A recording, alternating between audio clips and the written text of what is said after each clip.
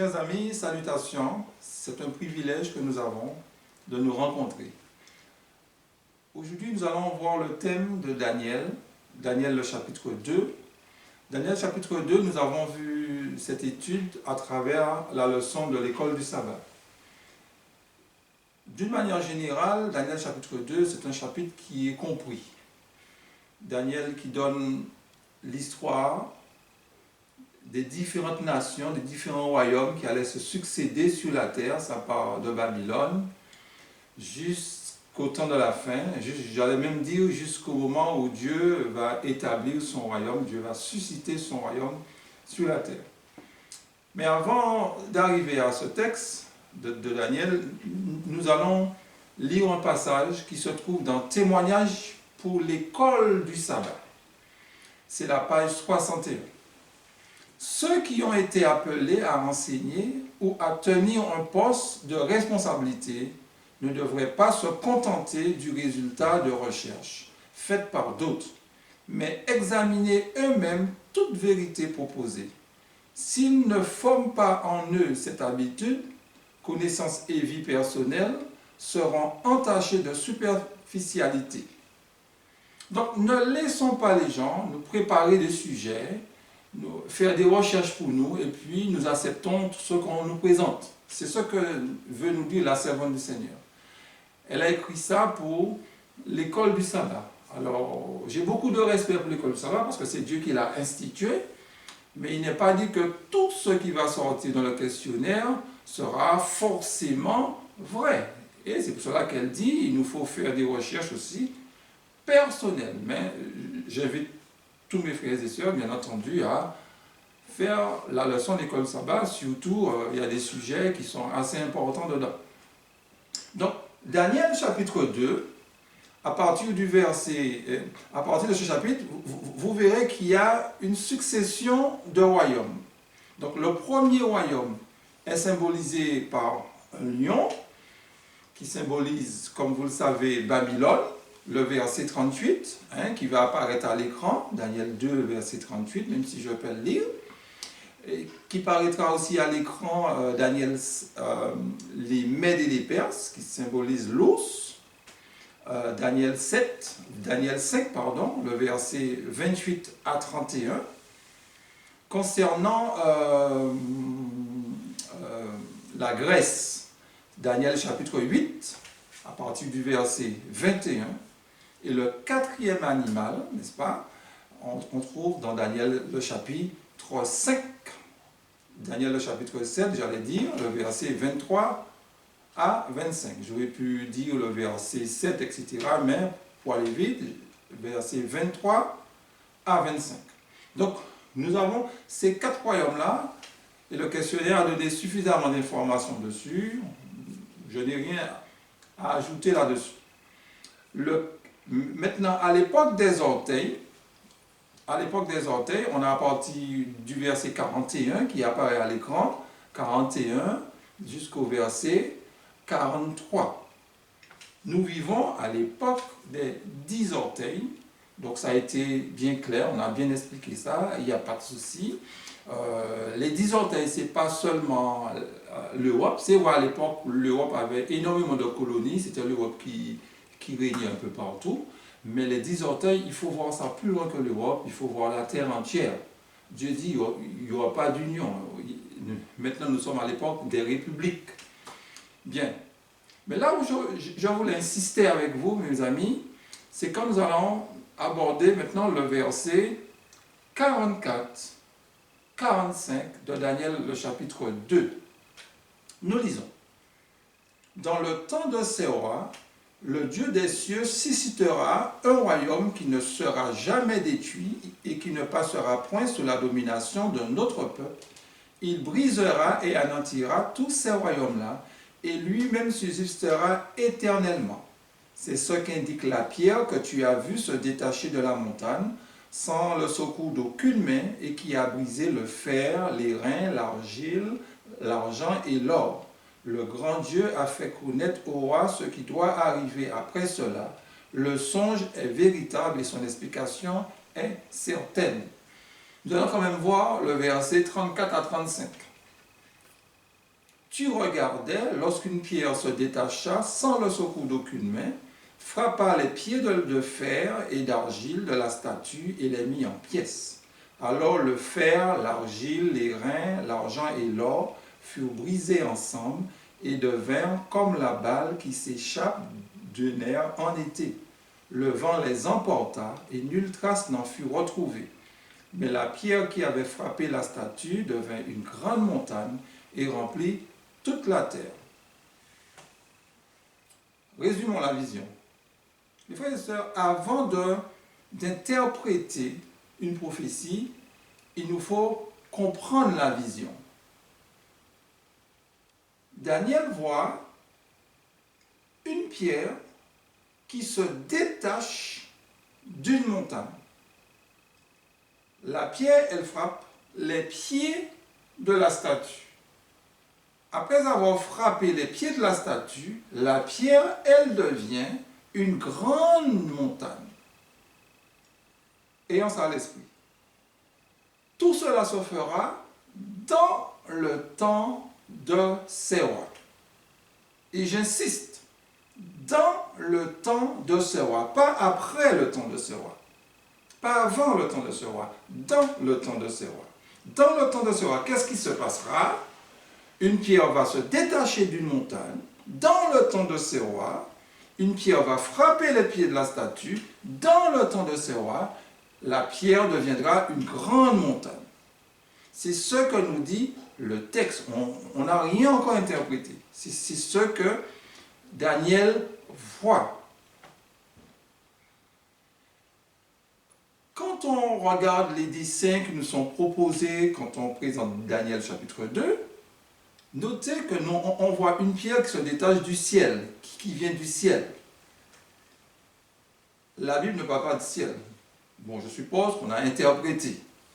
Mais prenons l'habitude de dessiner ce que dit la Bible. La pierre ne vient pas du ciel, la pierre vient d'une montagne. Parce que si on dit la pierre vient du ciel, quelque part, on nous a déjà conditionné sur l'explication de la pierre. On nous a déjà conditionné sur l'explication de la pierre. C'est vrai que symbolise Pierre. C'est vrai dans 1 Pierre chapitre 2, le verset 4-6. Écoutez ce qui est dit. Approchez-vous de lui, pierre vivante, rejetée par les hommes, mais choisie et précieuse devant Dieu. Et vous-même, comme des pierres vivantes, édifiez-vous pour former une maison spirituelle, un saint sacerdoce, afin d'offrir des victimes spirituelles agréables à Dieu par Jésus-Christ. Car il est dit dans l'Écriture, « Voici je mets en Sion une pierre angulaire, choisie, précieuse, et celui qui croit en elle ne sera point confus. » Là, nous avons Jésus étant comme la pierre angulaire. Donc, je suppose que si on nous montre l'image que la pierre vient du ciel, c'est parce qu'on pense que c'est le retour de Jésus. Jésus viendra du royaume, du ciel, il viendra du ciel. Mais c'est vrai, tous nos pionniers croyaient que la pierre c'était le retour de Jésus. Ça on ne peut pas nier cela. Mais il n'y a aucun passage de la servante du Seigneur, je ne connais aucun passage de la servante du Seigneur qui dit que la pierre représente le retour de Jésus. J'ai déjà cherché, j'ai demandé à des amis qui sont à l'extérieur de la Martinique, qui maîtrisent l'anglais, etc. Nous ne connaissons pas de texte où la servante du Seigneur nous dit que la pierre c'est le retour de Jésus. Ça a été une interprétation respectable, parce que je répète, tous nos pionniers ont cru cela. Mes frères et sœurs, je vais vous montrer aujourd'hui que la pierre n'est pas le retour de Jésus. Mais avant de vous montrer que la pierre n'est pas le retour de Jésus, oui, je crois au retour de Jésus. Jésus reviendra sur les nuées des cieux, en gloire, avec ses anges, non pas d'une manière secrète, mais tout œil le verra. Il n'y a pas de souci concernant cela. Il y a énormément de textes qui sont assez clairs dans la Bible. Mais dans Daniel chapitre 2, je vais vous montrer que ce n'est pas le retour de Jésus. Que Jésus soit à l'origine de cela, il n'y a pas de souci. Mais je vais vous montrer que ce n'est pas l'ordre de Jésus. Donc, je vais vous demander de prendre patience, d'écouter, au moins écouter.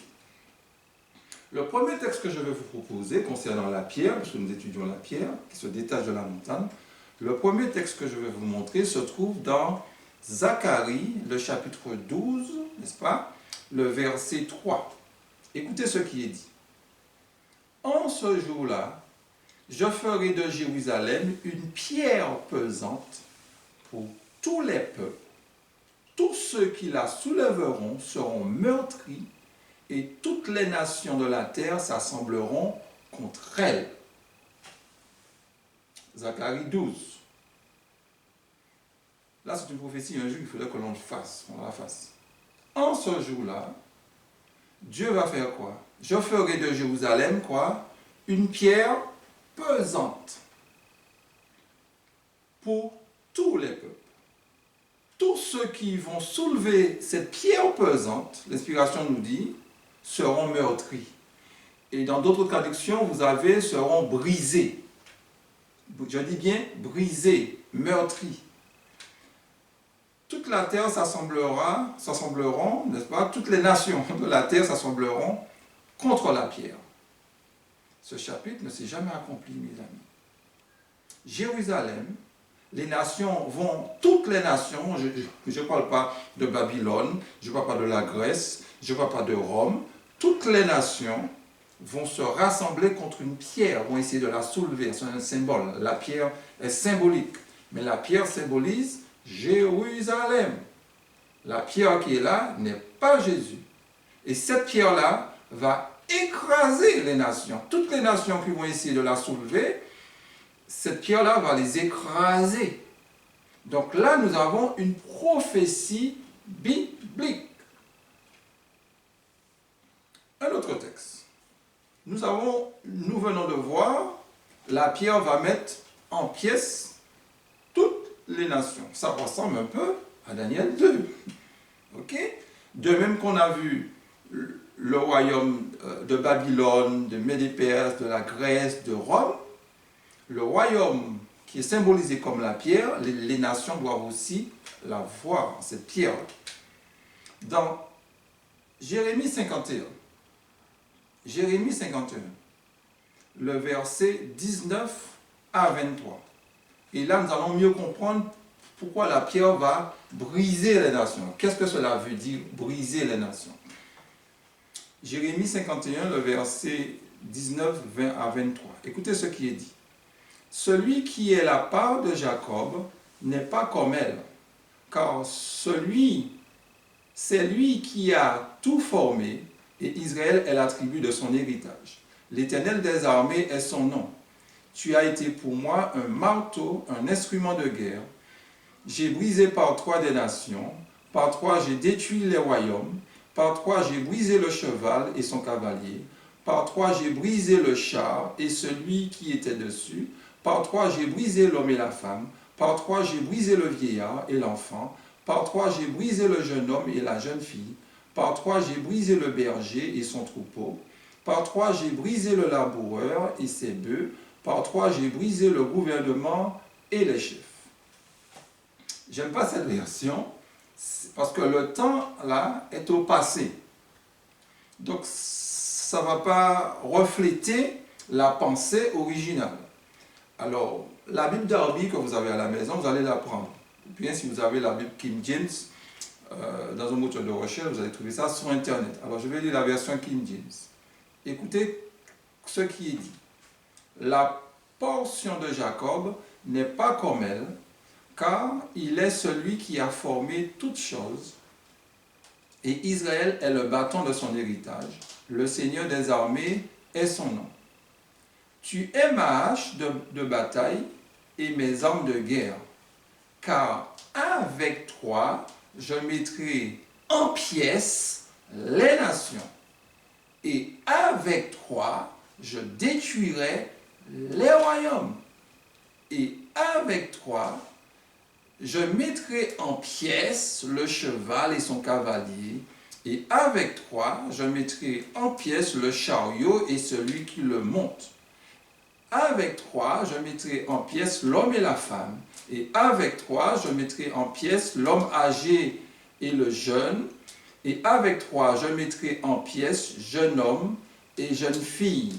Je mettrai en pièces avec toi le berger et son troupeau. Et avec toi, je mettrai en pièces le laboureur et son attelage. Et avec toi, je mettrai en pièces capitaine et dirigeant. Mes amis, avec toi, avec Israël, je mettrai en pièces les royaumes.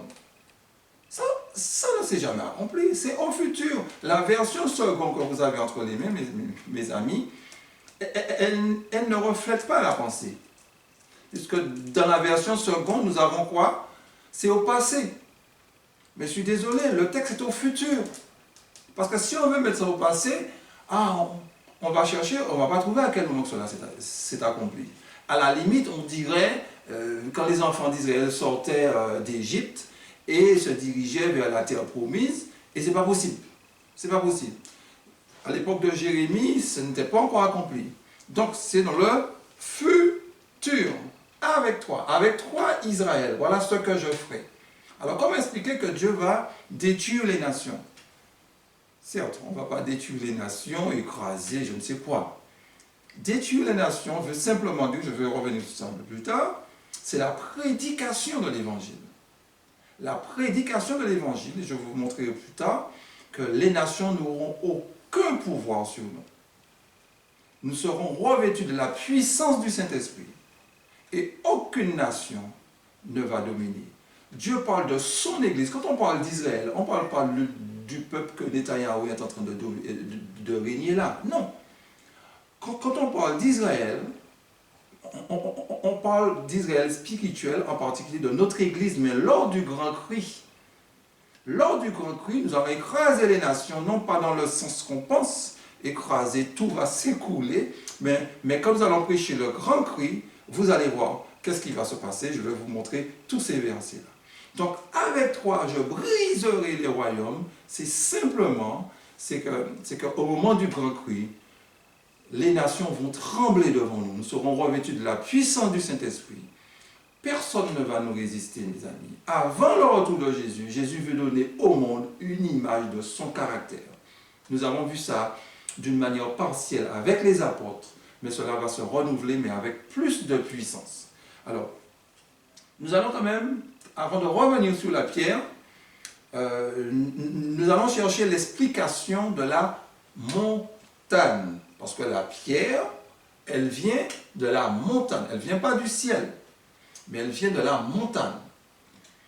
La question, que symbolise montagne? Alors certains vont me dire, je lève les yeux vers les montagnes d'où me viendra le secours.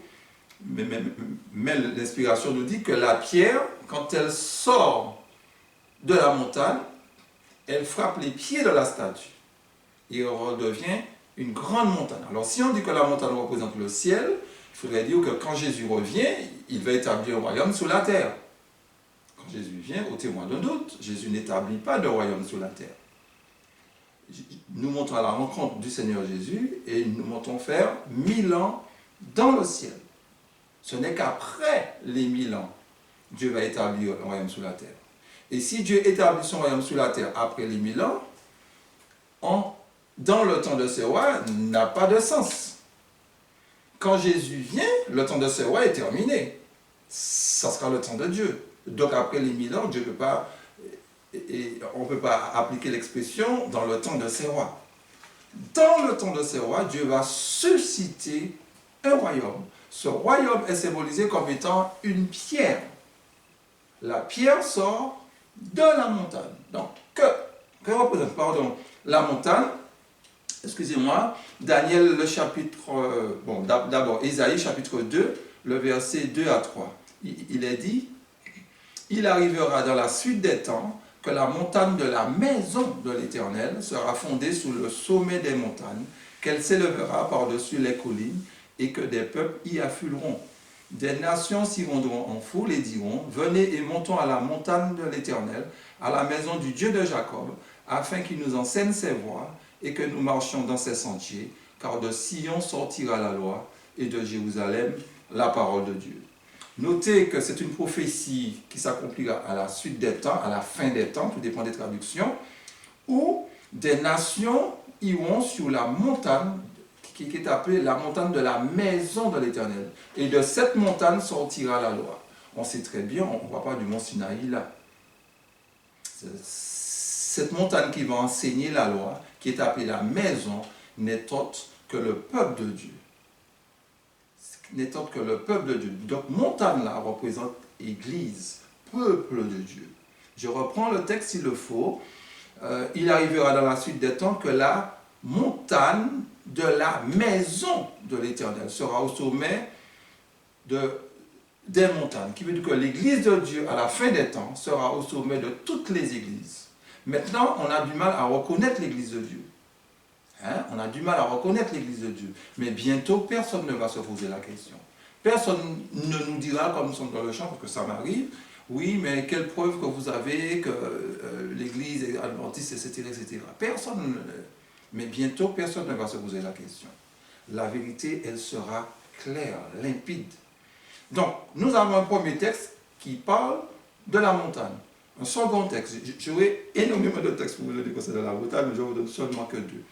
Daniel, le chapitre 2, Daniel, chapitre 9, le verset 20. Alors, j'ai pris ce verset parce que c'est un peu dans le thème de ce trimestre. Je parlais encore, je priais, je confessais mon péché et le péché de mon peuple, d'Israël.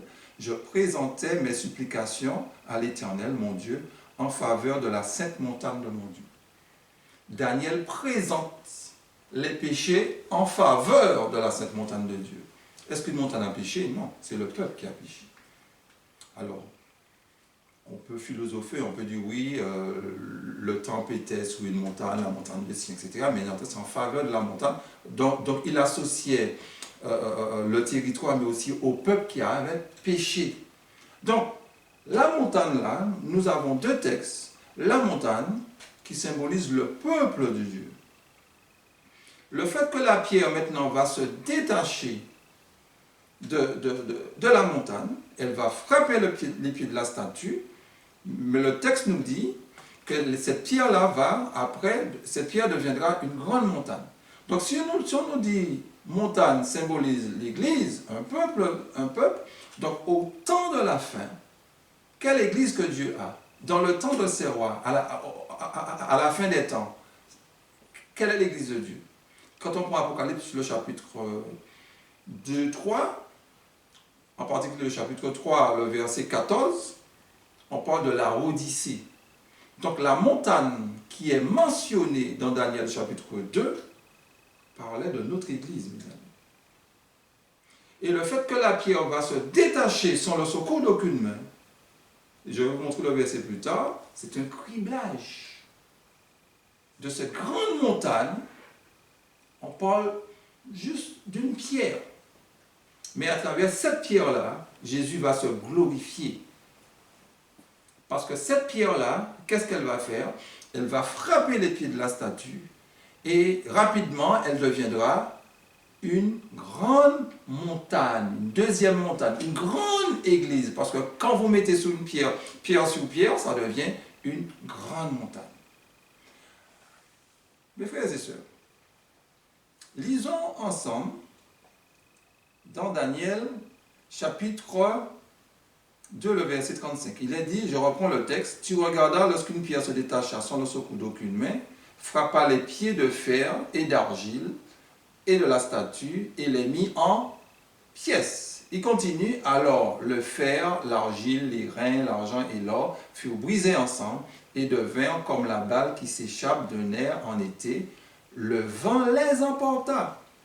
Et nulle trace n'en fut retrouvée, mais la pierre qui avait frappé la statue devint une grande montagne et remplit toute la terre. Donc la croissance de la pierre révèle simplement la rapidité. L'évangile, quand l'évangile sera prêché avec force et puissance, les gens vont se donner à Dieu. Les gens vont donner gloire à Dieu. Et là, l'église ne sera plus juste une petite pierre, mais elle sera remplie de plusieurs pierres qui vont s'amorcer dessus, qui vont se coller dessus, et ça cette grande montagne. Et je vais vous montrer maintenant dans Message choisi, le volume 2, à la page 16. Écoutez ce qu'il dit. « Je ne prononce pas mes propres paroles quand je dis que l'Esprit de Dieu abandonnera ceux qui, au jour de l'épreuve et de l'opportunité, n'auront pas su distinguer la voix de Dieu ou apprécier les appels du Saint-Esprit. À la 11e heure, des milliers de personnes verront et reconnaîtront la vérité. Voici les jours viennent, dit l'Éternel, où le laboureur suivra de près le moissonneur, et celui qui foule le raisin, celui qui répand la semence, Amos 9, le verset 13, notez bien ça, l'Église sera surprise par la rapidité avec laquelle s'effectueront les conversions, et seul le nom de Dieu sera glorifié. L'Église sera surprise par la rapidité que s'effectueront les conversions. Sommes-nous surpris de voir des gens se convertir? Non. Non, quand on fait une campagne d'évangélisation, non, on n'est pas surpris de voir la rapidité des conversions, parce que les conversions sont rares. Mes frères et sœurs, ce texte est au futur. La 11e heure n'a pas encore sonné. Je vous promets, par la grâce de Dieu, de faire avec vous les ouvriers de la 11e heure bientôt. Mais notez, la 11e heure est dans le futur. Avant le retour de Jésus, Dieu aura un royaume. Ce royaume-là, c'est son Église. Et son Église va frapper les nations, non pas dans le sens que l'on pense, mais va frapper les nations, mais à travers la prédication, à travers le grand cri. Et quand le grand cri sera prêché, le système de Babylone va tomber. Lisons ensemble Apocalypse 18, le verset 1. Après cela, je vis descendre un autre ange qui avait une grande autorité, et la terre fut éclairée de sa gloire. Il cria d'une voix forte, disant, elle est tombée Babylone la grande, elle est devenue une habitation de démons, un repère de tout oiseau impur, et odieux, esprit impur et oiseau impur. Plus bas, il nous a dit, parce que toutes les nations ont bu du vin de la fureur de son impudicité, et que les rois de la terre se sont livrés avec elle, n'est-ce pas, livrés avec elle à l'impudicité, et que tous les marchands de la terre, je crois sur le verset 9, je n'ai pas noté sur la feuille, tous les marchands de la terre se sont enrichis par sa puissance. Notez que l'évangile pénètre partout. Alors quand on dit la pierre va remplir toute la terre, ce n'est pas un paradis, mes amis. Remplir toute la terre, ça veut dire la connaissance qui sera portée sur toute la terre. Apocalypse 18 nous présente un ange, Dieu nous présente un ange dans Apocalypse 18, un ange qui va éclairer la terre de sa gloire. Ça ne veut pas dire que toute la terre va accepter, mais toute la terre aura le privilège de voir la gloire de l'Éternel. Donc la pierre qui inonde la terre, qui remplit la terre, c'est simplement qui remplit la terre de la connaissance de l'Éternel. Donc c'est extrêmement important de retenir ce détail-là. Donc Daniel chapitre 2, à partir du verset 34-35, va de pair avec Apocalypse chapitre 18. Apocalypse chapitre 18 nous présente un ange rempli de puissance qui prêche à tous les habitants de la terre. Et notez une chose, on nous dit que les nations ont bu du vin de sa fureur, de son impudicité, et que le roi de la terre se sont livrés avec elle à l'impudicité, et que les marchands de la terre se sont enrichis. Qui veut dire que le système de Babylone s'enrichit aussi avec le commerce. Le commerce. Et là, nous serons en plein l'image de la bête. Ces jours, il faut aussi que l'on fasse l'image de la bête. Mais notez ce qui est dit là, mes amis. Le verset 9, le verset 11, nous allons lire le verset 15 et 16. Je dis bien 9, 11, 15 et 16. Verset 9 d'abord. Et tous les royaumes de la terre qui se sont livrés avec elle à l'impudicité, au luxe, pleureront et se lamenteront à cause d'elle quand ils verront la fumée de son embrasement. Notez une chose, excusez-moi, je lis un peu trop vite.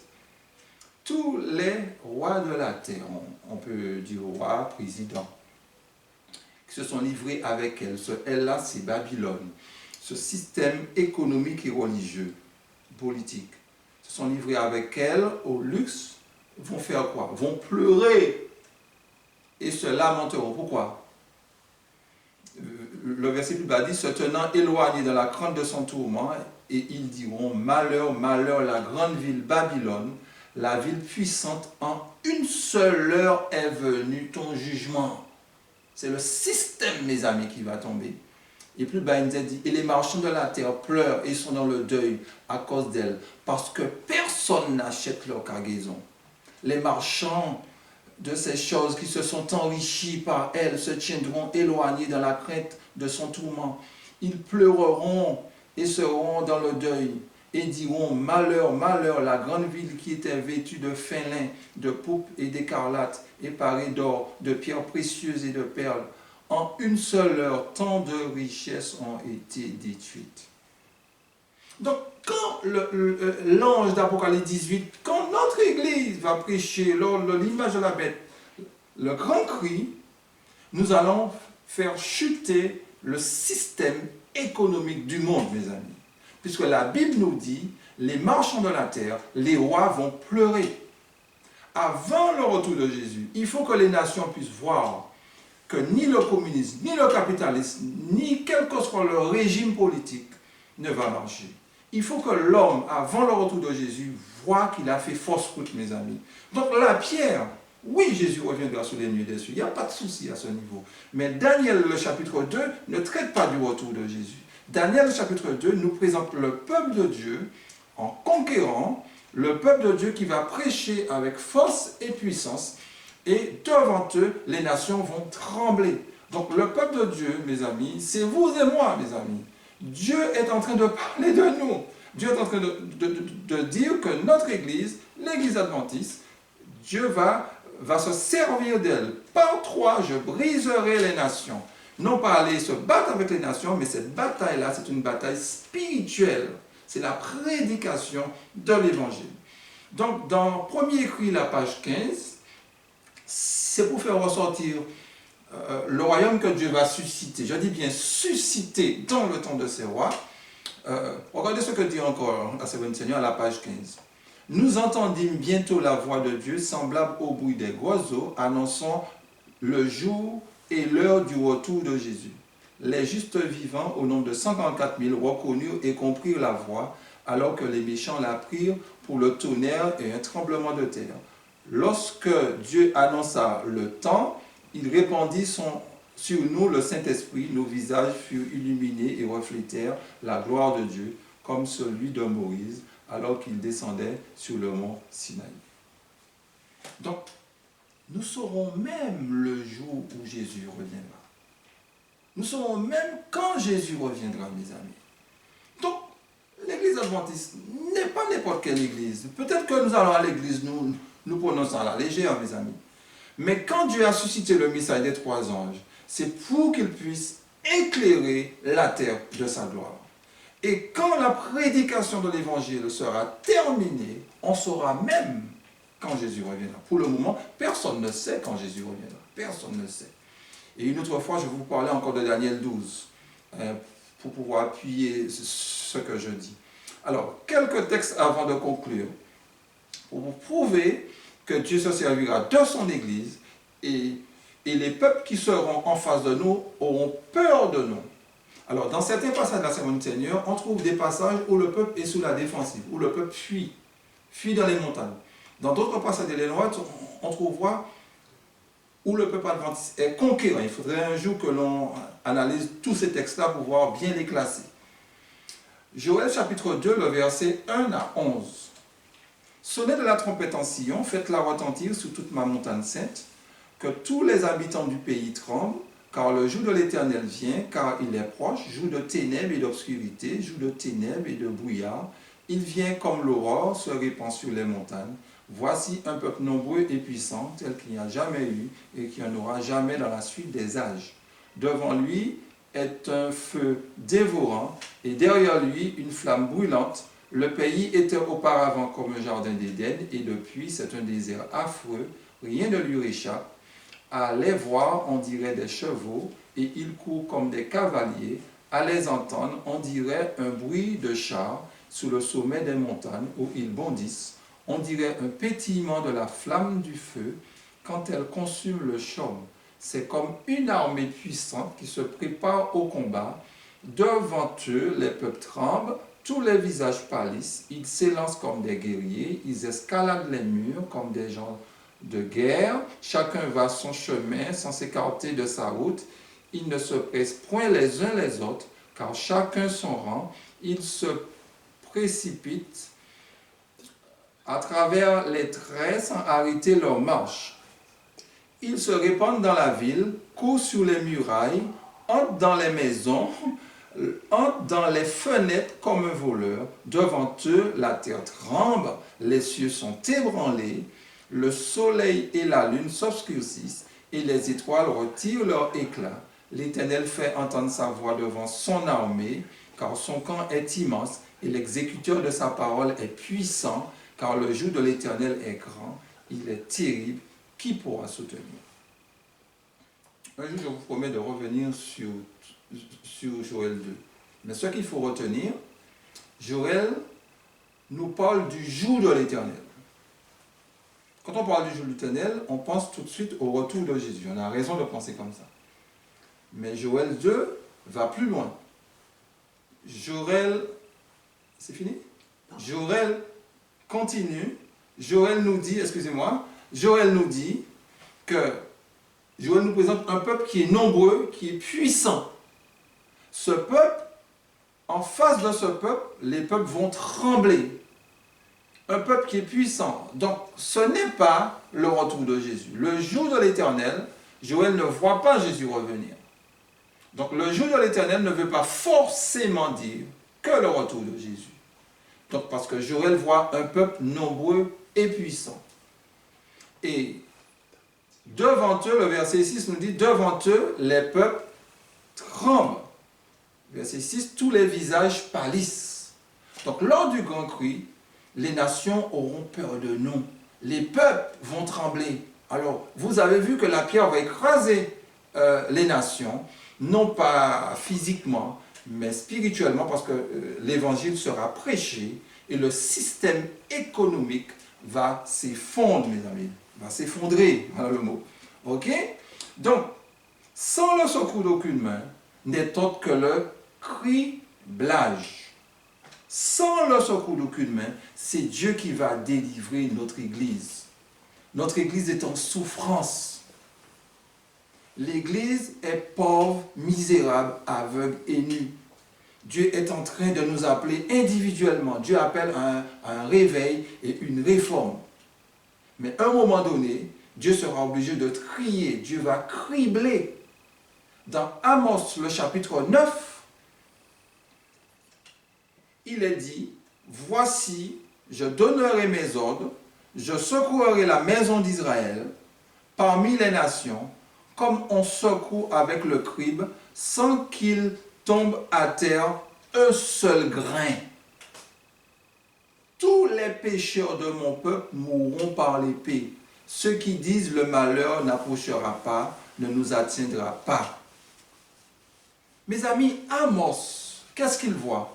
Amos voit où Dieu va secouer la maison d'Israël. Et Amos nous dit que tous les pécheurs vont mourir par l'épée.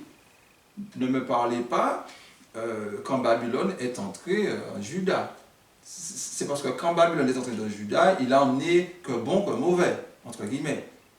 Mais là, on constate qu'Amos nous parle d'un criblage, que tous les pécheurs vont périr par l'épée. Si ce n'est, mes amis, si ce n'est le criblage qui est là.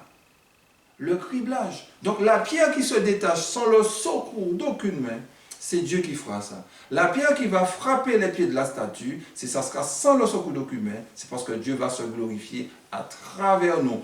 Par trois, je briserai les nations. C'est avec nous, Dieu fera ça, mais on aura besoin de la toute-puissance de Dieu. Donc Zacharie, le chapitre 12 que nous avons lu le verset 3.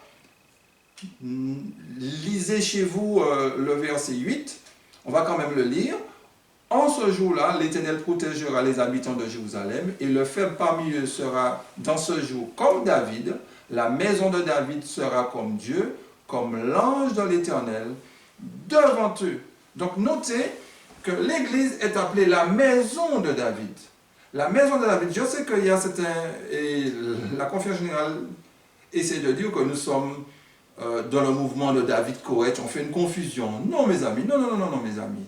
Écoutez bien les messages que nous donnons, ça n'a rien à voir avec le mouvement de David Koresh. David Koresh, on sait, était dans l'immoralité, il abusait des gens sexuellement, et David Koresh trafiquait des armes, David Koresh n'allait pas à l'église, etc., etc. Le message que nous parlons de la justice du Christ, nous parlons de la manière que Dieu va glorifier l'église demain lors du grand cri. Donc, je sais qu'on a fait beaucoup de revues sur nous, c'est pas grave. Mais mes amis, l'église est appelée aussi la maison de David. Le plus faible dans la maison de David est comparé à Dieu. Ce qui veut dire, lors du grand cri, le plus faible sera même comparé à Dieu. Donc, si le plus faible est comparé à Dieu, alors le plus fort sera comment? C'est pour nous montrer qu'on sera puissant, mes amis. Donc, Zacharie chapitre 12, nous allons la faire entrer en l'œil, et puis je vais vous lire aussi le commentaire de la Servante Seigneur de séjour sur Zacharie, le chapitre 12, le verset 8 que nous venons de lire. Et ça sera l'objet d'une autre étude. Alors, pour pouvoir s'acheminer vers la fin, on a aussi dans Michée, le chapitre 3, le verset 12, Michée 3, verset 12, qui dit « C'est pourquoi, à cause de vous, Sion sera labouré comme un champ, Jérusalem deviendra un morceau de pierre, et la montagne du temple une sommité couverte de bois. » Quand vous lisez la tragédie des siècles, la destruction de Jérusalem, vous verrez que la Servante du Seigneur applique ce texte lors de la destruction de Jérusalem. Mais ce n'est pas ce que je veux vous parler. Là, je veux attirer votre attention sur Jérusalem deviendra un morceau de pierre. Dans Zacharie 12, on a vu Jérusalem est une pierre pesante. Et dans Michée, nous voyons Jérusalem est appelée aussi une pierre. Les amis, c'est cette pierre qui va frapper les pieds de la statue. Jérusalem, c'est cette pierre qui va frapper les statues. C'est cette pierre-là qui subira aussi Ézéchiel 9. Hein? C'est au moment d'Ézéchiel 9 que la pierre va sortir de la montagne. Jérusalem. C'est à travers Jérusalem, son église, que Dieu va se glorifier, mes amis. C'est à travers son église. Et quand vous lisez, là on est à la fin du chapitre 3, quand vous allez aborder le chapitre 4, les tout premiers versets, il est dit le même texte qui se trouve dans Ésaïe. Il arrivera dans la suite des temps que la montagne de la maison de l'Éternel sera fondée sous le sommet des montagnes, qu'elle s'élèvera par-dessus les collines, et que les peuples y afflueront. Des nations s'y rendront en foule et diront, montons à la montagne de l'Éternel, à la maison du Dieu de Jacob, afin qu'il nous enseigne ses voies et que nous marchions dans ses sentiers, car de Sion sortira la loi et de Jérusalem la parole de l'Éternel. Donc mes amis, la pierre Jérusalem, dans le chapitre 3, chapitre 4, on constate qu'on a une Jérusalem où toutes les nations vont venir. Mais dans le chapitre 4, Jérusalem, on ne nous présente pas une pierre, mais on nous présente une montagne cette fois-ci, vu que les peuples iront en foule, les amis. Donc, pour terminer, mes amis, Daniel chapitre 12 nous parle d'un royaume que Dieu va susciter dans le temps de ses rois, avant son retour. Parce que Dieu veut donner au monde une image de son caractère. Donc, la pierre n'est pas encore sortie de la montagne. La pierre est en train de se former. Mais Dieu veut nous associer à cette victoire-là. Dieu veut nous associer à ce qui est écrit dans Jérémie 51. Et je ne vous ai même pas lu, vous allez lire sur votre temps, Ésaïe 41, le verset 14 à 16. Vous allez voir avec Israël comment Dieu va détruire aussi les royaumes. Par Israël, parce qu'il est dit par trois aussi. Donc, nous verrons ça une autre fois. Que Dieu nous bénisse. Que Dieu nous permet d'analyser, de ne pas avoir des préjugés, mais d'analyser avec l'Esprit du Seigneur. Mais une chose qui est sûre, Jésus reviendra sur les nuées des cieux. Ça, c'est pas, ça, on ne parle pas de ça. Mais avant que Jésus ne revienne, mes amis, de même que l'on distingue le jour et la nuit, le monde doit avoir une image du caractère de Dieu à travers le royaume de Dieu qui est son Église. Dans toutes les paraboles de Jésus, ça commence toujours, le royaume des cieux est semblable à. Le royaume des cieux, on parle bien du royaume terrestre, de son Église. Alors, pourquoi je dis royaume terrestre, j'aurais pu dire le royaume céleste, parce que nous sommes des princes et des princesses, donc nous faisons partie du royaume céleste. Mais il faut que le monde voie le royaume de Dieu sur la terre. Et toutes les études que je vais vous présenter sur la chaîne Salutations pour notre temps, c'est pour faire ressortir, avant le retour de Jésus, Dieu se glorifiera à travers son Église. Puisse Dieu nous bénir, mes frères et sœurs. Amen. Chers amis, salutations. C'est un privilège que nous avons de nous rencontrer. Aujourd'hui, nous allons voir le thème de Daniel, Daniel le chapitre 2. Daniel chapitre 2, nous avons vu cette étude à travers la leçon de l'école du sabbat. D'une manière générale, Daniel chapitre 2, c'est un chapitre qui est compris. Daniel qui donne l'histoire des différentes nations, des différents royaumes qui allaient se succéder sur la terre. Ça part de Babylone jusqu'au temps de la fin, j'allais même dire jusqu'au moment où Dieu va établir son royaume, Dieu va susciter son royaume sur la terre. Mais avant d'arriver à ce texte de Daniel, nous allons lire un passage qui se trouve dans Témoignages pour l'école du sabbat. C'est la page 61. Ceux qui ont été appelés à enseigner ou à tenir un poste de responsabilité ne devraient pas se contenter du résultat de recherche faites par d'autres, mais examiner eux-mêmes toute vérité proposée. S'ils ne forment pas en eux cette habitude, connaissance et vie personnelle seront entachés de superficialité. Donc ne laissons pas les gens nous préparer des sujets, faire des recherches pour nous, et puis nous acceptons ce qu'on nous présente. C'est ce que veut nous dire la servante du Seigneur. Elle a écrit ça pour l'école du sabbat. Alors, j'ai beaucoup de respect pour l'école du sabbat parce que c'est Dieu qui l'a institué, mais il n'est pas dit que tout ce qui va sortir dans le questionnaire sera forcément vrai. Et c'est pour cela qu'elle dit il nous faut faire des recherches aussi personnelles. Mais j'invite tous mes frères et sœurs, bien entendu, à faire la leçon d'école sabbat, surtout il y a des sujets qui sont assez importants dedans. Donc, Daniel chapitre 2, à partir de ce chapitre, vous verrez qu'il y a une succession de royaumes. Donc, le premier royaume est symbolisé par un lion, qui symbolise, comme vous le savez, Babylone, le verset 38, qui va apparaître à l'écran, Daniel 2, verset 38, même si je peux le lire, et qui paraîtra aussi à l'écran, Daniel, les Mèdes et les Perses, qui symbolisent l'ours, Daniel 5, le verset 28 à 31, concernant la Grèce, Daniel chapitre 8, à partir du verset 21, et le quatrième animal, n'est-ce pas, on trouve dans Daniel le chapitre 5, Daniel le chapitre 7, j'allais dire, le verset 23 à 25. J'aurais pu dire le verset 7, etc., mais pour aller vite, verset 23 à 25. Donc, nous avons ces quatre royaumes-là, et le questionnaire a donné suffisamment d'informations dessus. Je n'ai rien à ajouter là-dessus. Maintenant, à l'époque des orteils, on a à partir du verset 41 qui apparaît à l'écran, 41 jusqu'au verset 43. Nous vivons à l'époque des 10 orteils, donc ça a été bien clair, on a bien expliqué ça, il n'y a pas de souci. Les 10 orteils, ce n'est pas seulement l'Europe, c'est vrai à l'époque où l'Europe avait énormément de colonies, c'était l'Europe qui régnait un peu partout. Mais les 10 orteils, il faut voir ça plus loin que l'Europe, il faut voir la terre entière.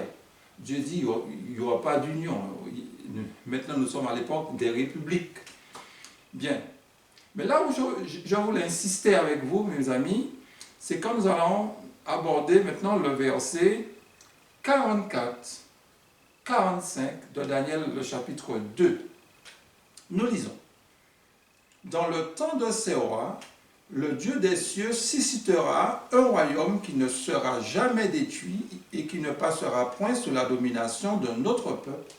Il brisera et anéantira tous ces royaumes-là, et lui-même subsistera éternellement. C'est ce qu'indique la pierre que tu as vue se détacher de la montagne, sans le secours d'aucune main, et qui a brisé le fer, les reins, l'argile, l'argent et l'or. Le grand Dieu a fait connaître au roi ce qui doit arriver après cela. Le songe est véritable et son explication est certaine. Nous allons quand même voir le verset 34 à 35. Tu regardais lorsqu'une pierre se détacha sans le secours d'aucune main, frappa les pieds de fer et d'argile de la statue et les mit en pièces. Alors le fer, l'argile, les reins, l'argent et l'or furent brisés ensemble et devinrent comme la balle qui s'échappe d'un nerf en été. Le vent les emporta et nulle trace n'en fut retrouvée. Mais la pierre qui avait frappé la statue devint une grande montagne et remplit toute la terre. Résumons la vision. Les frères et sœurs, avant d'interpréter une prophétie, il nous faut comprendre la vision. Daniel voit une pierre qui se détache d'une montagne. La pierre, elle frappe les pieds de la statue. Après avoir frappé les pieds de la statue, la pierre, elle devient une grande montagne. Ayons ça à l'esprit. Tout cela se fera dans le temps de ces rois. Et j'insiste, dans le temps de ces rois, pas après le temps de ces rois, pas avant le temps de ces rois, dans le temps de ces rois. Dans le temps de ces rois, qu'est-ce qui se passera? Une pierre va se détacher d'une montagne. Dans le temps de ces rois, une pierre va frapper les pieds de la statue. Dans le temps de ces rois, la pierre deviendra une grande montagne. C'est ce que nous dit le texte. On n'a rien encore interprété. C'est ce que Daniel voit. Quand on regarde les dessins qui nous sont proposés, quand on présente Daniel chapitre 2, notez que on voit une pierre qui se détache du ciel, qui vient du ciel.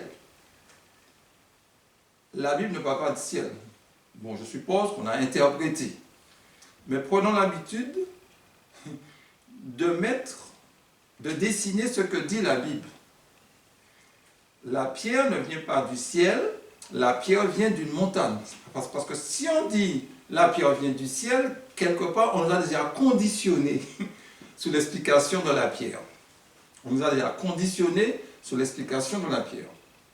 C'est vrai que symbolise Pierre, c'est vrai dans 1 Pierre chapitre 2, le verset 4-6, écoutez ce qui est dit.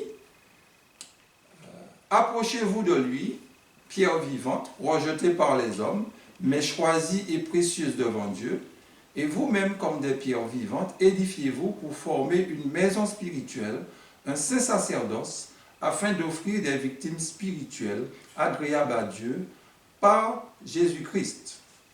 Car il est dit dans l'Écriture, « Voici je mets en Sion une pierre angulaire, choisie, précieuse, et celui qui croit en elle ne sera point confus. » Là nous avons Jésus étant comme la pierre angulaire. Donc, je suppose que si on nous montre l'image que la pierre vient du ciel, c'est parce qu'on pense que c'est le retour de Jésus. Jésus viendra du royaume, du ciel, il viendra du ciel. Mais c'est vrai, tous nos pionniers croyaient que la pierre c'était le retour de Jésus. Ça on ne peut pas nier cela. Mais il n'y a aucun passage de la servante du Seigneur, je ne connais aucun passage de la servante du Seigneur qui dit que la pierre représente le retour de Jésus. J'ai déjà cherché, j'ai demandé à des amis qui sont à l'extérieur de la Martinique, qui maîtrisent l'anglais, etc. Nous ne connaissons pas de texte où la servante du Seigneur nous dit que la pierre, c'est le retour de Jésus. Ça a été une interprétation respectable, parce que je répète, tous nos pionniers ont cru cela. Mes frères et sœurs, je vais vous montrer aujourd'hui que la pierre n'est pas le retour de Jésus. Mais avant de vous montrer que la pierre n'est pas le retour de Jésus, oui, je crois au retour de Jésus. Jésus reviendra sur les nuées des cieux en gloire avec ses anges, non pas d'une manière secrète, mais tout œil le verra. Il n'y a pas de souci concernant cela. Il y a énormément de textes qui sont assez clairs dans la Bible. Mais dans Daniel chapitre 2, je vais vous montrer que ce n'est pas le retour de Jésus. Que Jésus soit à l'origine de cela, il n'y a pas de souci, mais je vais vous montrer que ce n'est pas le retour de Jésus. Donc, je vais vous demander de prendre patience, d'écouter, au moins écouter. Le premier texte que je vais vous proposer concernant la pierre, parce que nous étudions la pierre qui se détache de la montagne, le premier texte que je vais vous montrer se trouve dans Zacharie, le chapitre 12, n'est-ce pas, le verset 3. Écoutez ce qui est dit. En ce jour-là, je ferai de Jérusalem une pierre pesante pour tous les peuples. Tous ceux qui la soulèveront seront meurtris et toutes les nations de la terre s'assembleront contre elle. Zacharie 12. Là, c'est une prophétie, un jour, il faudrait que l'on la fasse. En ce jour-là, Dieu va faire quoi? Je ferai de Jérusalem, quoi? Une pierre pesante pour tous les peuples. Tous ceux qui vont soulever cette pierre pesante, l'inspiration nous dit, seront meurtris. Et dans d'autres traductions, vous avez seront brisés. Je dis bien brisés, meurtris. Toute la terre s'assembleront, n'est-ce pas? Toutes les nations de la terre s'assembleront contre la pierre. Ce chapitre ne s'est jamais accompli, mes amis. Jérusalem, les nations vont, toutes les nations, je ne parle pas de Babylone, je ne parle pas de la Grèce, je ne parle pas de Rome, toutes les nations vont se rassembler contre une pierre, vont essayer de la soulever, c'est un symbole. La pierre est symbolique, mais la pierre symbolise Jérusalem. La pierre qui est là n'est pas Jésus. Et cette pierre-là va écraser les nations. Toutes les nations qui vont essayer de la soulever, cette pierre-là va les écraser. Donc là, nous avons une prophétie biblique. Un autre texte.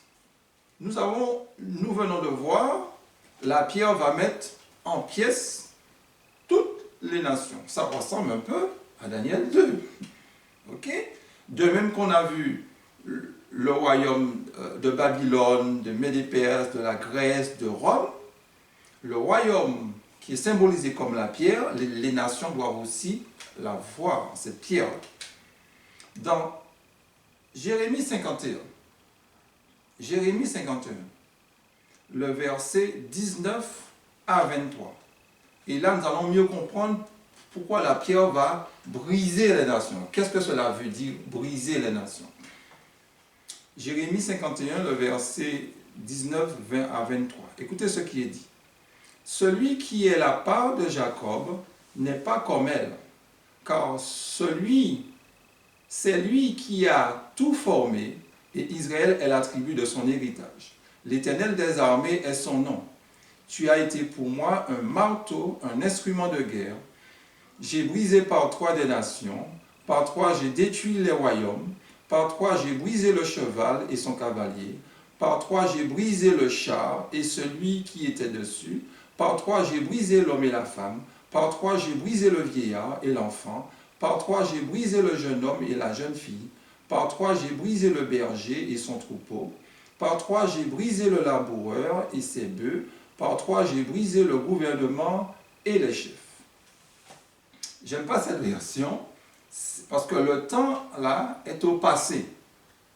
Donc ça ne va pas refléter la pensée originale.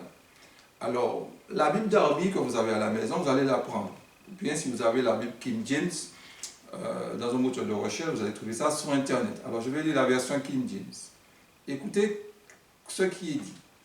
La portion de Jacob n'est pas comme elle, car il est celui qui a formé toutes choses, et Israël est le bâton de son héritage. Le Seigneur des armées est son nom. Tu es ma hache de bataille et mes armes de guerre, car avec toi, je mettrai en pièces les nations, et avec toi, je détruirai les royaumes, et avec toi, je mettrai en pièces le cheval et son cavalier, et avec toi, je mettrai en pièces le chariot et celui qui le monte. Avec toi, je mettrai en pièces l'homme et la femme, et avec toi, je mettrai en pièces l'homme âgé et le jeune, et avec toi, je mettrai en pièces jeune homme et jeune fille. Je mettrai en pièces avec toi le berger et son troupeau, et avec toi, je mettrai en pièces le laboureur et son attelage, et avec toi, je mettrai en pièces capitaine et dirigeant. Mes amis, avec toi, avec Israël, je mettrai en pièces les royaumes. Ça ne s'est jamais accompli, c'est au futur. La version seconde que vous avez entre les mains, mes amis, elle ne reflète pas la pensée. Puisque dans la version seconde, nous avons quoi? C'est au passé. Mais je suis désolé, le texte est au futur. Parce que si on veut mettre ça au passé, on va chercher, on ne va pas trouver à quel moment que cela s'est accompli. À la limite, on dirait, quand les enfants d'Israël sortaient d'Égypte et se dirigeaient vers la terre promise, et c'est pas possible. C'est pas possible. À l'époque de Jérémie, ce n'était pas encore accompli. Donc c'est dans le futur. Avec toi Israël, voilà ce que je ferai. Alors comment expliquer que Dieu va détruire les nations? Certes, on ne va pas détruire les nations, écraser, je ne sais quoi. Détruire les nations veut simplement dire, je vais revenir sur ça un peu plus tard, c'est la prédication de l'évangile. La prédication de l'évangile, et je vais vous montrer plus tard, que les nations n'auront aucun pouvoir sur nous. Nous serons revêtus de la puissance du Saint-Esprit. Et aucune nation ne va dominer. Dieu parle de son Église. Quand on parle d'Israël, on ne parle pas du peuple que Netanyahou est en train de régner là. Non. Quand on parle d'Israël, on parle d'Israël spirituel, en particulier de notre Église, mais lors du grand cri. Lors du grand cri, nous allons écraser les nations, non pas dans le sens qu'on pense, écraser, tout va s'écrouler, mais quand nous allons prêcher le grand cri, vous allez voir qu'est-ce qui va se passer. Je vais vous montrer tous ces versets-là.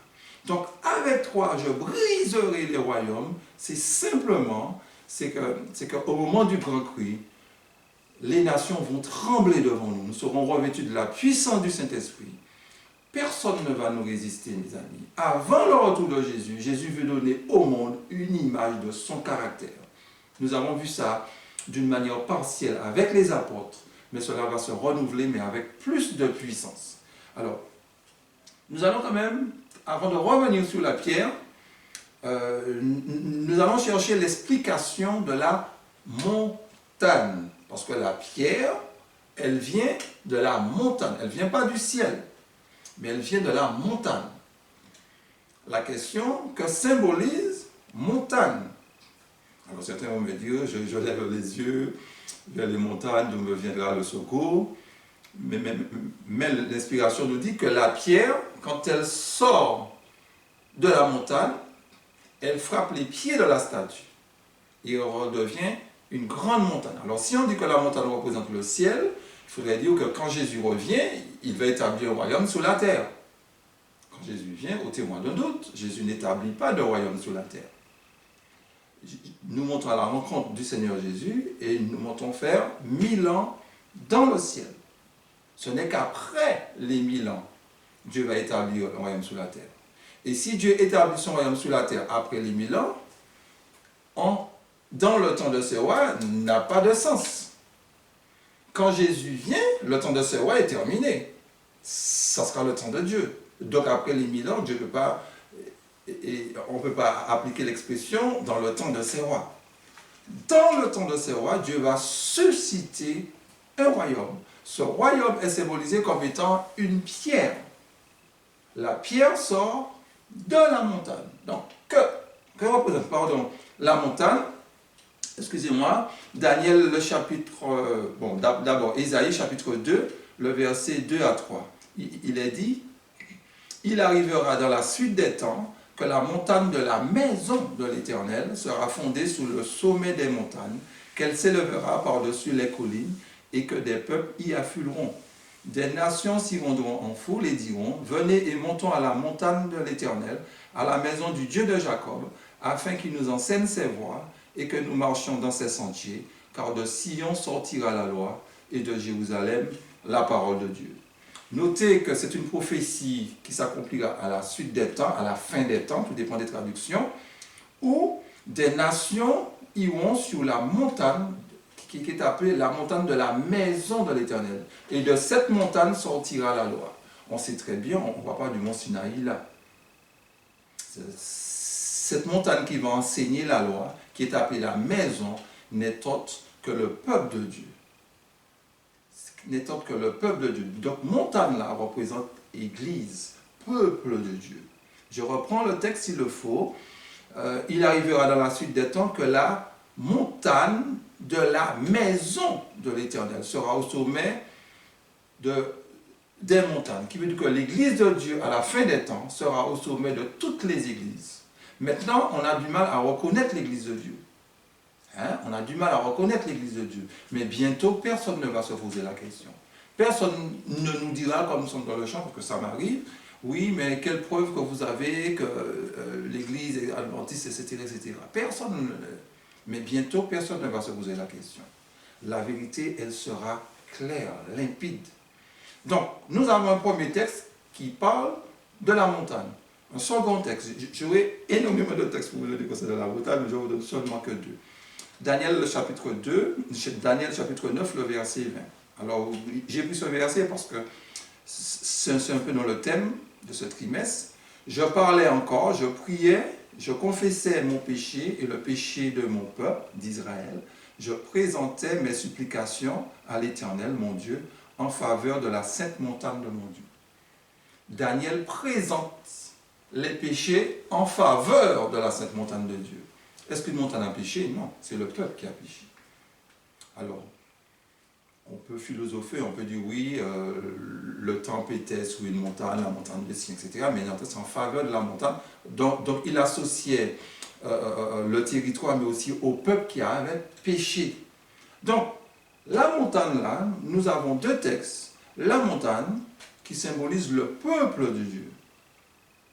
Le fait que la pierre maintenant va se détacher de la montagne, elle va frapper les pieds de la statue, mais le texte nous dit que cette pierre-là cette pierre deviendra une grande montagne. Donc si on nous dit montagne symbolise l'Église, un peuple, donc au temps de la fin, quelle Église que Dieu a? Dans le temps de ses rois, à la fin des temps, quelle est l'Église de Dieu? Quand on prend Apocalypse, le chapitre 2, 3, en particulier le chapitre 3, le verset 14, on parle de la Odyssée. Donc la montagne qui est mentionnée dans Daniel chapitre 2 parlait de notre Église, mes amis. Et le fait que la pierre va se détacher sans le secours d'aucune main, je vais vous montrer le verset plus tard, c'est un criblage de cette grande montagne. On parle juste d'une pierre. Mais à travers cette pierre-là, Jésus va se glorifier. Parce que cette pierre-là, qu'est-ce qu'elle va faire? Elle va frapper les pieds de la statue et rapidement, elle deviendra une grande montagne, une deuxième montagne, une grande église. Parce que quand vous mettez sous une pierre, pierre sur pierre, ça devient une grande montagne. Mes frères et sœurs, lisons ensemble dans Daniel chapitre 2, le verset 35. Il est dit, je reprends le texte, tu regardas lorsqu'une pierre se détacha sans le secours d'aucune main, frappa les pieds de fer et d'argile et de la statue et les mit en pièces. Il continue, alors le fer, l'argile, les reins, l'argent et l'or furent brisés ensemble et devinrent comme la balle qui s'échappe d'un air en été.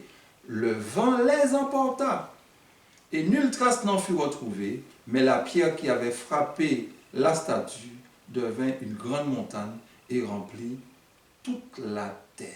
Donc la croissance de la pierre révèle simplement la rapidité. L'évangile, quand l'évangile sera prêché avec force et puissance, les gens vont se donner à Dieu. Les gens vont donner gloire à Dieu. Et là, l'église ne sera plus juste une petite pierre, mais elle sera remplie de plusieurs pierres qui vont s'amorcer dessus, qui vont se coller dessus, et ça donnera cette grande montagne. Et je vais vous montrer maintenant dans Message choisi, le volume 2, à la page 16. Écoutez ce qu'il dit. Je ne prononce pas mes propres paroles quand je dis que l'Esprit de Dieu abandonnera ceux qui, au jour de l'épreuve et de l'opportunité, n'auront pas su distinguer la voix de Dieu ou apprécier les appels du Saint-Esprit. À la 11e heure, des milliers de personnes verront et reconnaîtront la vérité. Voici les jours viennent, dit l'Éternel, où le laboureur suivra de près le moissonneur, et celui qui foule le raisin, celui qui répand la semence, Amos 9, le verset 13, notez bien ça, l'Église sera surprise par la rapidité avec laquelle s'effectueront les conversions, et seul le nom de Dieu sera glorifié. L'Église sera surprise par la rapidité que s'effectueront les conversions. Sommes-nous surpris de voir des gens se convertir? Non. Non, quand on fait une campagne d'évangélisation, non, on n'est pas surpris de voir la rapidité des conversions, parce que les conversions sont rares. Mes frères et sœurs, ce texte est au futur. La 11e heure n'a pas encore sonné. Je vous promets, par la grâce de Dieu, de faire avec vous les ouvriers de la 11e heure bientôt. Mais notez, la 11e heure est dans le futur. Avant le retour de Jésus, Dieu aura un royaume. Ce royaume-là, c'est son Église. Et son Église va frapper les nations, non pas dans le sens que l'on pense, mais va frapper les nations, mais à travers la prédication, à travers le grand cri. Et quand le grand cri sera prêché, le système de Babylone va tomber. Lisons ensemble Apocalypse 18, le verset 1. Après cela, je vis descendre un autre ange qui avait une grande autorité, et la terre fut éclairée de sa gloire. Il cria d'une voix forte, disant, elle est tombée Babylone la grande, elle est devenue une habitation de démons, un repère de tout oiseau impur, et odieux, esprit impur et oiseau impur.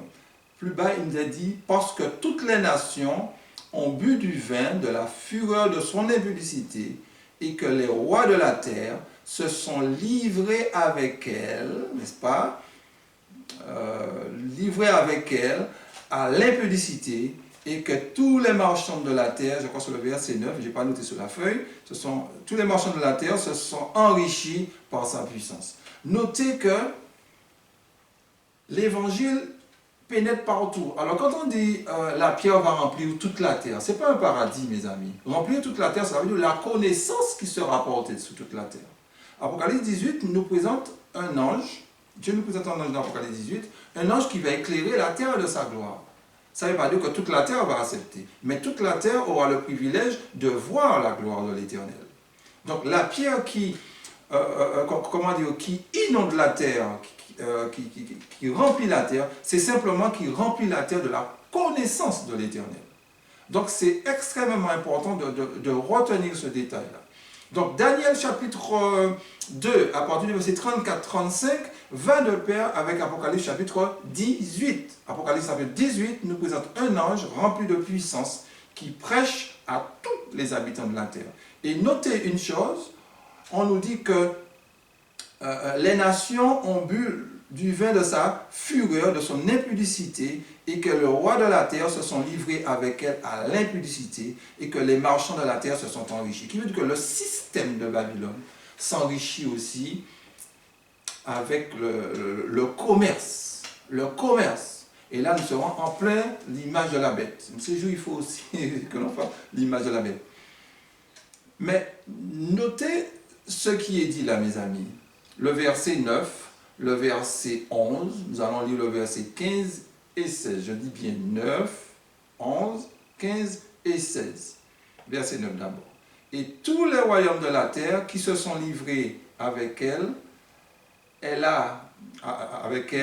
à l'impudicité, au luxe, pleureront et se lamenteront à cause d'elle quand ils verront la fumée de son embrasement. Notez une chose, excusez-moi, je lis un peu trop vite. Tous les rois de la terre, on peut dire roi, président, qui se sont livrés avec elle, ce elle-là, c'est Babylone, ce système économique et religieux, politique, se sont livrés avec elle au luxe, vont faire quoi? Vont pleurer et se lamenteront. Pourquoi? Le verset plus bas dit, se tenant éloignés de la crainte de son tourment, et ils diront, malheur, malheur, la grande ville Babylone, la ville puissante, en une seule heure est venu ton jugement. C'est le système, mes amis, qui va tomber. Et plus bas, il nous a dit, et les marchands de la terre pleurent et sont dans le deuil à cause d'elle, parce que personne n'achète leur cargaison. Les marchands de ces choses qui se sont enrichis par elle se tiendront éloignés dans la crainte de son tourment. Ils pleureront et seront dans le deuil et diront, malheur, malheur, la grande ville qui était vêtue de fin lin, de pourpre et d'écarlate, et parée d'or, de pierres précieuses et de perles.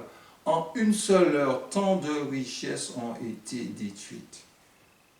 Donc, quand l'ange d'Apocalypse 18, quand notre Église va prêcher lors de l'image de la bête, le grand cri, nous allons faire chuter le système économique du monde, mes amis.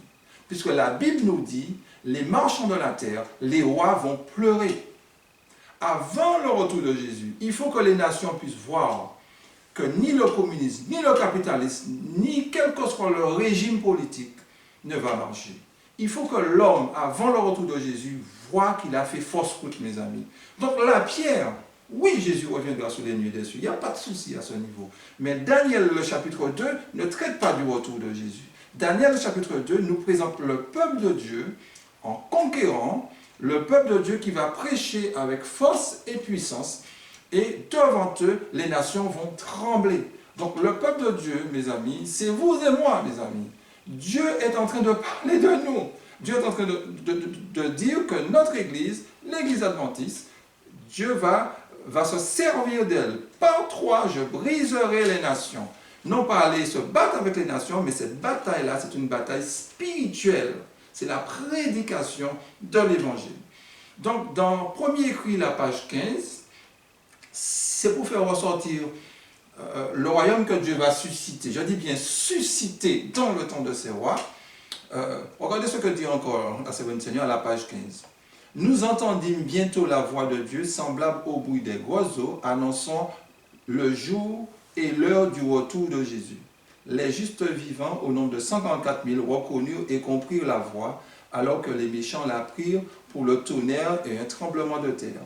Lorsque Dieu annonça le temps, il répandit sur nous le Saint-Esprit, nos visages furent illuminés et reflétèrent la gloire de Dieu, comme celui de Moïse, alors qu'il descendait sur le mont Sinaï. Donc, nous saurons même le jour où Jésus reviendra. Nous saurons même quand Jésus reviendra, mes amis. Donc, l'église adventiste n'est pas n'importe quelle église. Peut-être que nous allons à l'église, nous prenons ça à la légère, mes amis. Mais quand Dieu a suscité le message des 3 anges, c'est pour qu'il puisse éclairer la terre de sa gloire. Et quand la prédication de l'évangile sera terminée, on saura même quand Jésus reviendra. Pour le moment, personne ne sait quand Jésus reviendra. Personne ne sait. Et une autre fois, je vais vous parler encore de Daniel 12, pour pouvoir appuyer ce que je dis.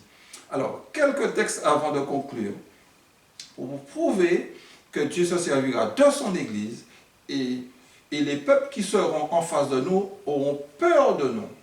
Alors, dans certains passages de la Sermon du Seigneur, on trouve des passages où le peuple est sous la défensive, où le peuple fuit dans les montagnes. Dans d'autres passages de l'Éloignement, on trouvera où le peuple adventiste est conquérant. Il faudrait un jour que l'on analyse tous ces textes-là pour pouvoir bien les classer. Joël chapitre 2, le verset 1 à 11. Sonnez de la trompette en Sion, faites-la retentir sur toute ma montagne sainte, que tous les habitants du pays tremblent, car le jour de l'Éternel vient, car il est proche, jour de ténèbres et d'obscurité, jour de ténèbres et de brouillard. Il vient comme l'aurore, se répand sur les montagnes. Voici un peuple nombreux et puissant, tel qu'il n'y a jamais eu et qu'il n'y en aura jamais dans la suite des âges. Devant lui est un feu dévorant et derrière lui une flamme brûlante. Le pays était auparavant comme un jardin d'Éden et depuis c'est un désert affreux, rien ne lui échappe. À les voir, on dirait des chevaux et ils courent comme des cavaliers. À les entendre, on dirait un bruit de chars sous le sommet des montagnes où ils bondissent. On dirait un pétillement de la flamme du feu quand elle consume le chaume. C'est comme une armée puissante qui se prépare au combat. Devant eux, les peuples tremblent, tous les visages pâlissent, ils s'élancent comme des guerriers, ils escaladent les murs comme des gens de guerre. Chacun va son chemin sans s'écarter de sa route. Ils ne se pressent point les uns les autres, car chacun son rang. Ils se précipitent à travers les traits sans arrêter leur marche. Ils se répandent dans la ville, courent sur les murailles, entrent dans les maisons, entrent dans les fenêtres comme un voleur. Devant eux, la terre tremble, les cieux sont ébranlés, le soleil et la lune s'obscurcissent et les étoiles retirent leur éclat. L'Éternel fait entendre sa voix devant son armée, car son camp est immense et l'exécuteur de sa parole est puissant. Car le jour de l'Éternel est grand, il est terrible, qui pourra soutenir? Un jour, je vous promets de revenir sur Joël 2. Mais ce qu'il faut retenir, Joël nous parle du jour de l'Éternel. Quand on parle du jour de l'Éternel, on pense tout de suite au retour de Jésus. On a raison de penser comme ça. Mais Joël 2 va plus loin. Joël, c'est fini? Joël continue. Joël nous dit que Joël nous présente un peuple qui est nombreux, qui est puissant. Ce peuple, en face de ce peuple, les peuples vont trembler. Un peuple qui est puissant. Donc, ce n'est pas le retour de Jésus. Le jour de l'Éternel, Joël ne voit pas Jésus revenir. Donc, le jour de l'Éternel ne veut pas forcément dire que le retour de Jésus. Donc, parce que Joël voit un peuple nombreux et puissant. Et devant eux, le verset 6 nous dit, devant eux, les peuples tremblent. Verset 6, tous les visages pâlissent. Donc, lors du grand cri, les nations auront peur de nous.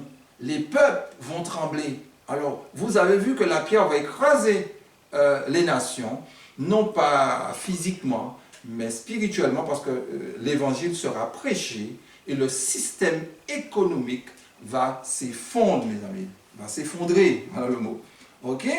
Donc, sans le secours d'aucune main, n'est autre que le criblage.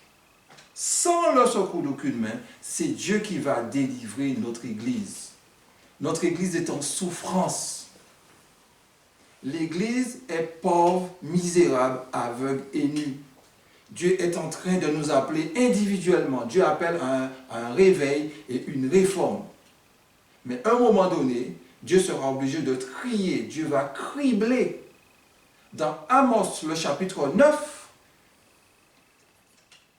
il est dit, « Voici, je donnerai mes ordres, je secouerai la maison d'Israël parmi les nations, comme on secoue avec le crible, sans qu'il tombe à terre un seul grain. Tous les pécheurs de mon peuple mourront par l'épée. Ceux qui disent le malheur n'approchera pas, ne nous atteindra pas. » Mes amis, Amos, qu'est-ce qu'il voit? Amos voit où Dieu va secouer la maison d'Israël. Et Amos nous dit que tous les pécheurs vont mourir par l'épée. Ne me parlez pas quand Babylone est entrée en Juda. C'est parce que quand Babylone est entrée dans Juda, il a emmené que bon que mauvais, entre guillemets. Mais là, on constate qu'Amos nous parle d'un criblage, que tous les pécheurs vont périr par l'épée.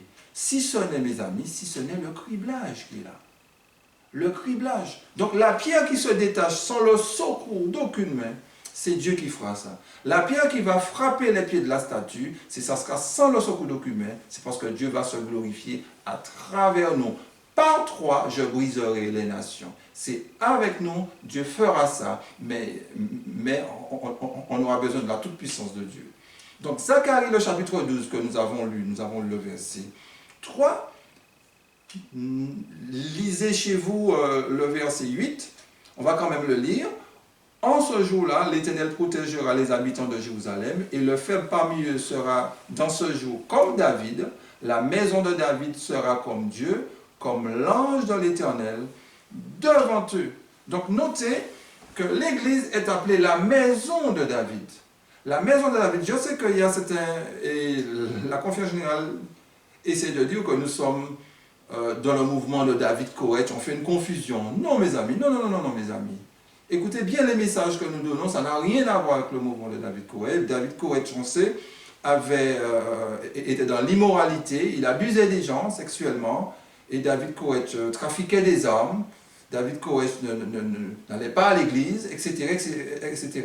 Le message que nous parlons de la justice du Christ, nous parlons de la manière que Dieu va glorifier l'église demain lors du grand cri. Donc, je sais qu'on a fait beaucoup de revues sur nous, c'est pas grave. Mais mes amis, l'Église est appelée aussi la maison de David. Le plus faible dans la maison de David est comparé à Dieu. Ce qui veut dire, lors du grand cri, le plus faible sera même comparé à Dieu. Donc, si le plus faible est comparé à Dieu, alors le plus fort sera comment? C'est pour nous montrer qu'on sera puissant, mes amis. Donc, Zacharie chapitre 12, nous allons la faire entrer en l'œil, et puis je vais vous lire aussi le commentaire de la Seconde Semaine de Séjour sur Zacharie, le chapitre 12, le verset 8 que nous venons de lire. Ça sera l'objet d'une autre étude. Alors, pour pouvoir s'acheminer vers la fin, on a aussi dans Michée, le chapitre 3, le verset 12, Michée 3, verset 12, qui dit « C'est pourquoi, à cause de vous, Sion sera labouré comme un champ, Jérusalem deviendra un morceau de pierre, et la montagne du temple une sommité couverte de bois. » Quand vous lisez la tragédie des siècles, la destruction de Jérusalem, vous verrez que la Seconde Seigneur applique ce texte lors de la destruction de Jérusalem. Mais ce n'est pas ce que je vais vous parler.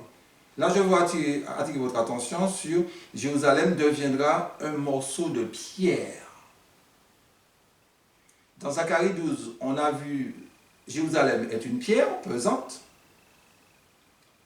Et dans Michée, nous voyons Jérusalem est appelée aussi une pierre. Les amis, c'est cette pierre qui va frapper les pieds de la statue.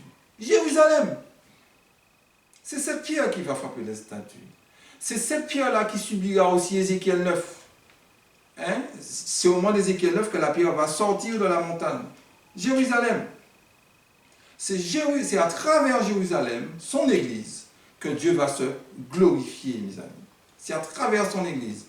Et quand vous lisez, là on est à la fin du chapitre 3, quand vous allez aborder le chapitre 4, les tout premiers versets, il est dit le même texte qui se trouve dans Ésaïe.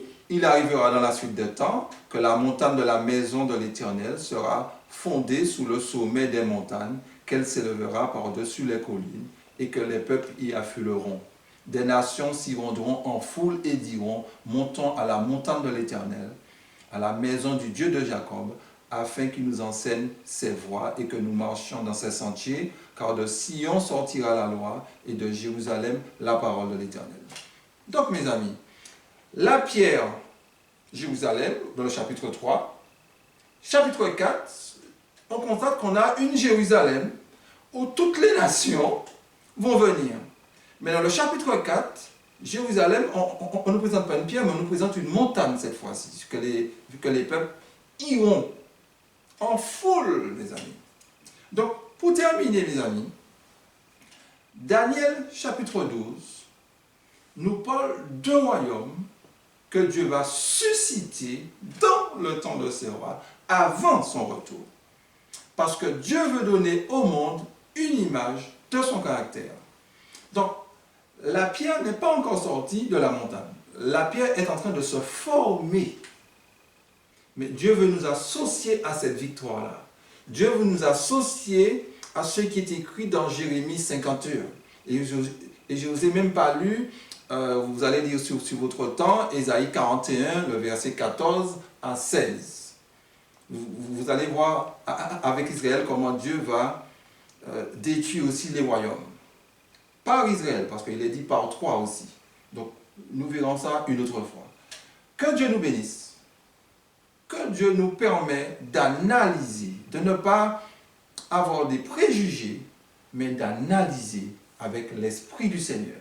Mais une chose qui est sûre, Jésus reviendra sur les nuées des cieux. Ça, c'est pas ça, on ne parle pas de ça. Mais avant que Jésus ne revienne, mes amis, de même que l'on distingue le jour et la nuit, le monde doit avoir une image du caractère de Dieu à travers le royaume de Dieu qui est son Église. Dans toutes les paraboles de Jésus, ça commence toujours, le royaume des cieux est semblable à. Le royaume des cieux, on parle bien du royaume terrestre, de son Église. Alors, pourquoi je dis royaume terrestre, j'aurais pu dire le royaume céleste, parce que nous sommes des princes et des princesses, donc nous faisons partie du royaume céleste. Mais il faut que le monde voie le royaume de Dieu sur la terre. Et toutes les études que je vais vous présenter sur la chaîne Salutations pour notre temps, c'est pour faire ressortir, avant le retour de Jésus, Dieu se glorifiera à travers son Église. Puisse Dieu nous bénir, mes frères et sœurs.